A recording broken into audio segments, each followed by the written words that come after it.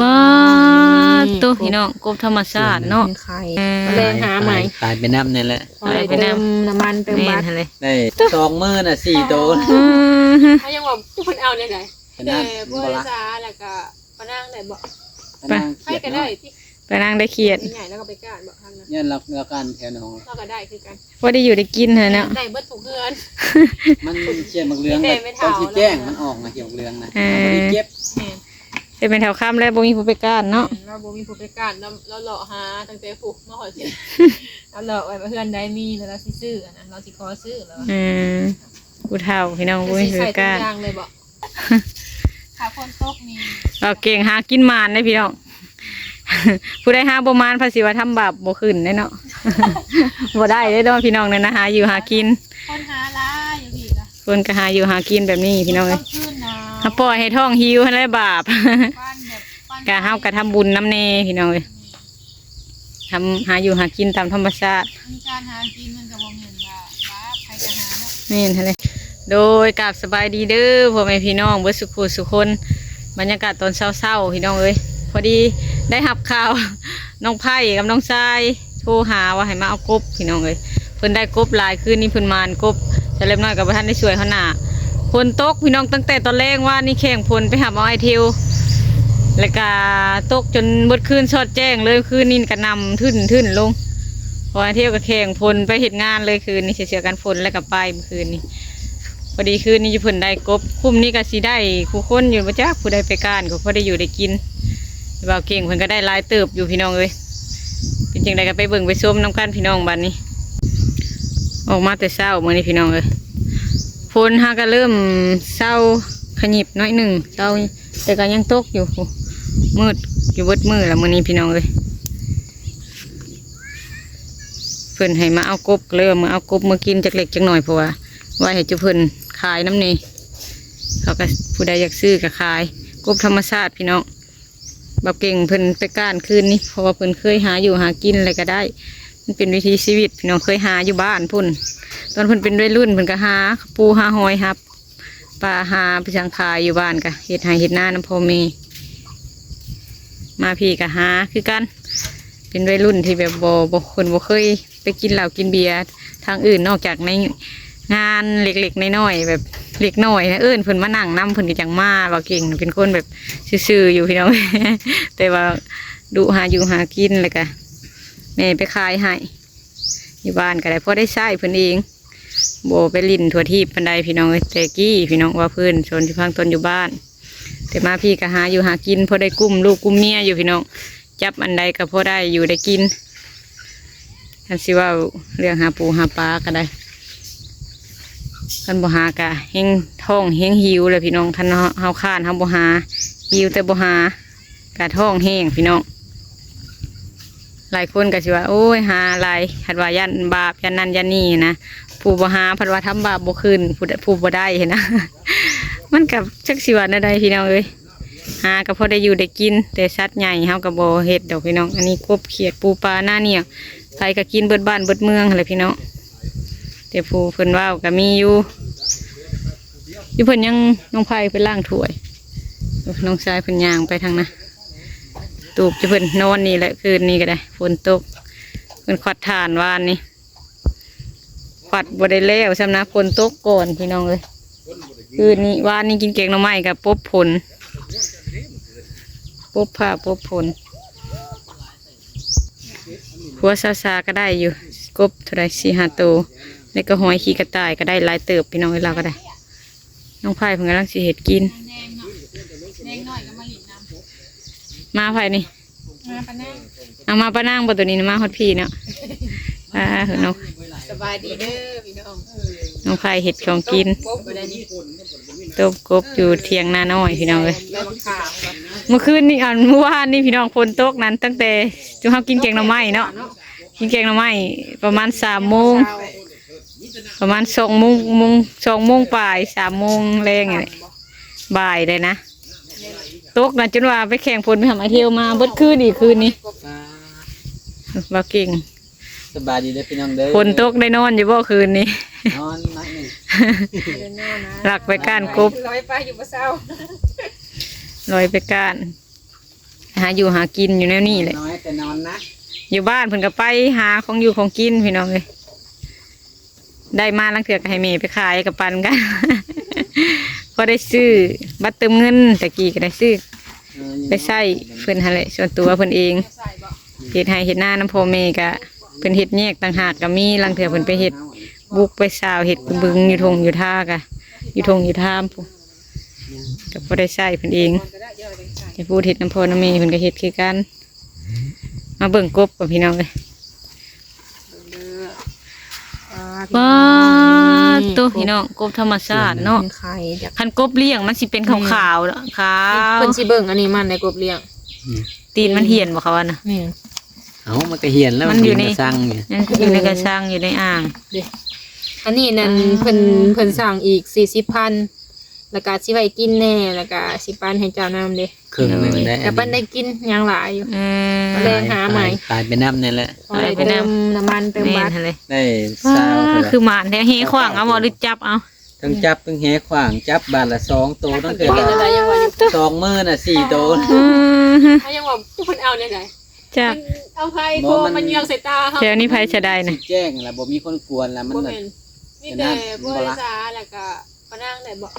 ไปนั่ง ใครก็ได้ที่ ไปนั่งได้เขียด ใหญ่แล้วก็ไปก้านบ่ทางนั้น ยันเรากันแถวหนอง เราก็ได้คือกัน ว่าได้อยู่ได้กินเถอะเนาะ ได้เบิดทุกเดือน มันเขียนมักเรือง ไม่ ตอน เท่า ที่แจ้งมันออกนะเขียนมักเรืองนะบ่ได้เก็บ แม่น จะเป็นแถวค่ำแล้วบ่มีผู้ไปก้านเนาะ เราบ่มีผู้ไปก้านเราเลาะหาตั้งแต่ผูกมาหอยสิเราเลาะไว้เพื่อนได้มีแล้วเราสิซื้อนะเราสิขอซื้อแล้ว ผู้เฒ่าพี่น้องบ่มี สิ ผู้ ใส่ ไป ทุ ก้าก น อย่างเลยบ่ ใส่ถุงยางเอ้า2-3ตัวก็พอแหละเอาไปแจวบ่ได้ถือมาเด้อมาแล้วก็ ใช่ไหม ถือเสื้อกันฝนแล้วก็มาเลย เขาข้ามมาล่างให้ครั้งหนึ่ง กระตุกอย่างนั้นน่ะ เขียดให้เมื่อให้เราเมื่อล่างครั้งหนึ่ง ไม่ได้ทำขึ้นมา มันใส่เขียดเมื่อแล้วมันล่างใส่ทุกเงี้ยนี่ค่ะบ่มีขาอัดกระตุก ทงมันมีทงอันนี้ได้ เป็น อยู่ ขากระตุกเสีย หน่อยคนเนี่ย หาผ้ากระตุกอันใหม่โอ้ยยันทางพุ่นถุงยางนะบ่ได้จังเอา ทงยางไม่ เอ ทั อน ทางพุ่น ต้องเอาตัวใหญ่ๆแต่ พุ่นไปเอาทางพุ่นถุงยาง เอาเข่าจะจิ๊บก่อนนะ มันได้นำไม่หาพุ่นหรือว่าเอาตัวนี้ก็ได้ดอกใส่บอลรถเมืองเที่ยวกับบริไปโรงเรียนฝนตกเลยบ่พาเพิ่นไปยันแข่งพลยันเป็นหวัดก็เลยบ่ให้ไปมื้อนี้อื่นจังไป จับไหมมือจับล้างมือ จับ จับไม่ไปแล้ว จับ เนาะ จะสิจับนะจับ เอาตัวใหญ่แล้วแหละป้าตัวใหญ่ เบิ่งก่อนเด้อ แล้วสลับกัน ป้า ได้ ตัวพี่น้องเอ้ยหาก็พอได้กินพี่น้องเอาตัวใหญ่ได้ป้าน่ะอยากได้ตัวใหญ่นี่ ตัวใหญ่กับตัวน้อยปนกันหั่นแหละป้าเบิ่งกันเด้อพี่น้องป้าตัวขากะลีอันนี้มีสลัด พี่น้องเอ้ยเพราะอะไรนะตัวเดียว2ตัวกัน นะเพราะอะไร เอาอีก เอาไปขายบ่ เอาไปขายแต่ยังหันจะแบบ เอาไปขายแล้วบ่ หลาย พอตามตัวก็พอบ่คือโดยสิได้ลายปานนี้ได้ว่ามาเอากบเด้อเพิ่นว่าผัดว่ามาเบิ่งผัดลายก็ได้ถึงขายนี่แล้วพี่น้องเอ้ย ๆ อยู่แบบบ้านๆเฮาพี่น้องอยู่เถียงนา อีโต้นี่แหละ ตูบน้อยอยู่เพิ่นนี่แหละ แมลงเบิ่งก่อนบางทีมันอีกเนาะเขียด จักว่าได้อยู่ดอกเขียดน่ะหอยเนาะ หาเขียดมันมาปิ้ง เขียดกับหอย ลายเขียด ปิ้ง เอา3ตัวพี่น้องเอ้ยมาเจลเอาตัวใหญ่ครับอีกเนื้อมันจังลาย เนื้อลายนะครับกินนี่ก็ ติดต้ม กิน ตัว ตลอดอยู่ เอามือส่งไปเท่าน้ำเลยเมื่อหรือบ่ ต้องก็ไม่ติดน้ำตัว2ตัว ติด นะ ต้มตัว 2 กิน คน พอแล้วยี่เพื่อนเพิ่นก็ต้มปลาคอกิน อื ปลาม คอเพิ่นได้มื้อ เอ นั้น อประคองประขวางอยู่ลุมมือก่อน มีเท่าเราต้มกินเองล่าลังเถื่อผู้เฒ่าพี่น้องลังเถื่อเพิ่นว่าเฮ็ดกินเองเราเพิ่นมักรสชาติเพิ่นเอง มีเท่าเราบ่ได้ยากเลยลังเถื่อก็บ่ให้เฮ็ดให้ซ้ำโอ้หากนมานอนคืนนี้พอดีฝนตกได้โอกาสได้กบได้เขียด ตกแล้วก็ไปเลยนะพอได้กิน อยู่เพิ่นกับเมื่อครั้งไว้อยู่เฮือนน้ำนี่พี่น้องเอ้ยไม่เท่าอยู่เฮือนกับเราก็เฮ็ดกินลังเถื่อบรรยามเราอยากลังเถื่ออยู่เพิ่นเมื่ออยู่เพิ่นก็เฮ็ดเป็นลายเราเฮ็ดเองเราหมักรสชาติได้เราก็เฮ็ดเอาไม่เท่าเราไม่ได้ยากเป็นหยังเก่งแฮงพอเฮ็ดได้เราก็เฮ็ดเอาบางเถื่อกับลูกหลานเฮ็ดให้ เต้นน้อยอยู่เพิ่น พลบ่ได้พาบ่คืนนี่นะ บ่นะ เออ เลยมีแต่แบบว่าอันมันสังกะสีตีงซื้อแต่ว่าบางขางแบบที่ว่ามันด้นแล้วนะ เนี่ยปกหลด มีแต่บัดคนหยุดหน่อยหนึงเลย คะแนนอย่าล่มเนาะ หาแบบตอกไว้ก็อยู่ได้แล้ว มันด้นเลยเนี่ยนี่ก็หลายปีเลยมันก็จะดอกๆนี่ ฝนก็คืบไหม้เลยได้จังหน่อยนี่เก็บหอยขี้กระต่ายห่าน เราเก็บไปหลาย ฝนตกนะพ่อได้กินเลยค่ะ สิห้องเลยได้ฝนสิตกอยู่ได้ฮะ ถ้าฝนตกนี่ เราเก่งหากินมานได้พี่น้อง ผู้ใดหาบ่มานภาษีว่าทำบาปบ่ขึ้นได้เนาะ บ่ได้ได้ดอกพี่น้องเนี่ยนะหาอยู่หากิน คนหาหลายอยู่พี่ละ คนก็หาอยู่หากินแบบนี้พี่น้องเอ้ ต้ ย องขึ้นนะ ถ้าปล่อยให้ท้องหิวให้ได้บาป บ้านแบบบ้าน กะเฮากะทำบุญน้ำเนพี่น้องเอ้ยทำหาอยู่หากินตามธรรมชาติ มีการหากินมันก็บ่เหมือนว่าใครจะหาเนาะ นี่เห็นเลยเฮาเกิดมาเฮาก็ต้องเลี้ยงตัวเองพี่น้องเอ้ย เห็นบ่เขา ผู้อื่นแบบผู้อื่นเลี้ยงนั่นคนที่ว่าบาป เห็นนั่นเลย นี่นะเขาเลี้ยงตัวเองนี่ เห็นนั่นเลยให้ผู้อื่นเลี้ยงเลยบาป พ่อแม่เลี้ยงเฮาใหญ่เนาะเขาก็ต้องเลี้ยงตัวเองนะ หาอยู่หากินไปทำบุญน้ำเขาวัดน้ เพื่อนเมื่อครั้งได้4-5โต๊ะนี่ก็จักขี้จักมืออย่างสิเบิด ำไม่เท่าเราบริกินหลาย บางทีเพิ่นต้มตัวหนึ่งแล้วก็จนหอดต้นแรก ต้มตัวหนึ่งก็เอาตอนแรกคุณเท่ากิน ก็เพลนบ่ฮีน ไปน้ำเพราะว่าเฮาได้หาอยู่คุมื้อ หามาเพิ่มเลยค่ะ ขายไปน้ำพี่น้องบ่ได้ปลาก็ได้กบบ่ได้กบก็ได้เขียดได้หอย อยู่แล้วเกียดทางการคือแมลงกันมันได้อยู่แล้ว มือแรงนี่ยังสิได้ เอาเมื่อเพื่อนจัก4-5โต๊ะก็พอแล้วมันยังสิได้หาอยู่ ขังไว้ลังเถื่อกระยันมันตายเนาะขังไว้หลายก็มันก็ตายก็เน่า ไว้หลายแต่ มันหัดบ่แซ่บได้บัดนี้มันบ่แซ่บขังไว้หลายก็ได้ มันตายมันอันนั้นเลยก็เสียละเอาตู้เย็นก็ฝนตกเลยทานอยู่เพิ่นยังอีกข้างหนึ่งนี่คือสิบ่ได้ขวัดดอกพี่น้องมื้อนี้นะ มันเปียกมันใน ได้เท่าไรแซวขวัดวานนี่ได้จักศอกได้16ศอกไข่มัน ลงหนองอะ ไข่มันไปลงหนอง นี่ ตัวมันไข่นะ อืม แถวนี้นะสิว่าเลยกับป่าลายพี่น้องมันออกมาแต่ป่าถึงสิบ่มีหนอง ห้องเต็ม ต้นป่าอ้ำ ถึงสิบ่มีน้ำกะอยู่ในป่าขวัดพงขวัดหูอยู่ มันกระเพาะออกมาแต่ยามมันไข่ บนห้าบนได้ไปกระลายทั้งอื่นทั้งลุ่มนี่กับคนที่ใช้เลย มันบ่มีคนไปก้านคืนนี่กะแล้วคนเพิ่นบ่เคยก้านบ่เคยหาก็บ่มี ปลาซิวขึ้นมาขึ้นนี่เป็น ต้องมือหน้าก่อนว่าสิเสียดสะดุ้งเลยป้าตัวเป็นป้าพี่น้องมันบ่เห็นดอก ปลาซิว กล้องเฉลมน้อยมันบ่เห็นว่าหยุบอยู่รุมพู เออสิเอาอันนี้มาโก อันนี้ฮะ ลงบ่ทิมเนาะมันสิเบิด อันนี้พี่น้องป้าตัวมือหน้าสิเอาสะดุ้งมาตึงว่าสิซื้อสะดุ้งยามใดก็ยังบ่ได้ไปซื้อ ปลาขาวกับปลา ป้า ซิว มื้อนี้ฝนตกใหม่ปลามันขึ้นพี่น้องเต็มตะพังเลยปลา โอ้ สิ โหเป็นย่อบาดหนึง ปลาขาวเลยค่ะ สิจ้าถึงปลาขาวกับปลาซิวเป็นกัน มันบ่มีผู้ตึกพี่น้องเอ้ย โอ้ยว่าสิเอาไข่กบทีตรงนี้พอดีเบิด กาปลาสิกินเบิดเลยเอาไข่กบทิ่มลงนี่น้ำก็ขึ้นลายแท้พี่น้องนี่ป้าดตกตะสะออนพี่น้องกล้องเฉลมน้อยมันบ่เห็นขากนี่นะยุบอยู่ฮะปลาขาวเด้อฮะเฉลมน้อยว่าวหลายเถื่อแล้วว่าสิเฮ็ดสะดุ้งเฮ็ดยกโยนะพี่น้องเอาไว้ตึก แต่ก็ยังบ่ทันไปหาใหม่มาเห็ดขาเห็ดกะคันมันอยู่ปลาลายดิหน้าประบนให้ลุมนะท่วมคักให้ได้พี่น้องเลยรีบเลยหายใหญ่นะจะเริ่มน้อยก็ใส่เสื้อกันพุนออกมาโอ้เราเก่งเพิ่นเอาไข่กบไปปล่อยอยู่หนองตัวนะถือเสื้อกันพุนมาเช้านี้ฝนตกพี่น้องฝนลิ้นฝนตกฝนลิ้นแล้วก็เลยว่าใส่เสื้อกันฝนออกมาเลยคืมอยู่เบิดมือมื้อนี้พอดีว่ามื้อนี้มาเอากบน้ำน้องทรายกับน้องสะพายพี่น้องเลยเมื่อไว้กินพี่น้องเลยว่านี่ก็ออกมาอยู่มาหาอยู่หากินนำกันไปหาหน่อไม้นำกันก็ได้พอได้อยู่ได้กินหาหยังก็ได้พี่น้องมือบ่ได้แทก็มาตึกเบ็ดหาปลาแถวนี้หาหอยหาปู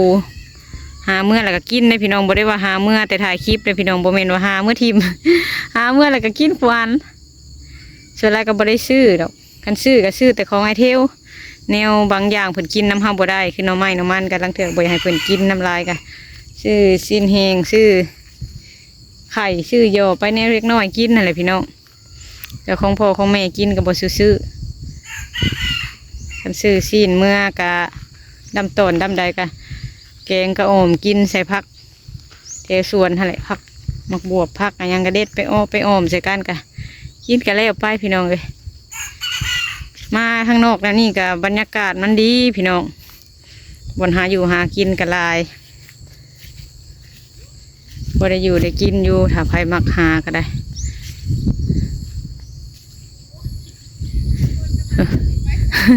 โอ้ยไอ้ดาวบนนั่นลุงลานมันอยากไปซื้อขนมมาจากอนุนขึ้นมาแต่เช้าแท้ไผพามาหรือมันนอนพี่บ่ โอ้ยแม่เพิ่นสิพากันไปเวียง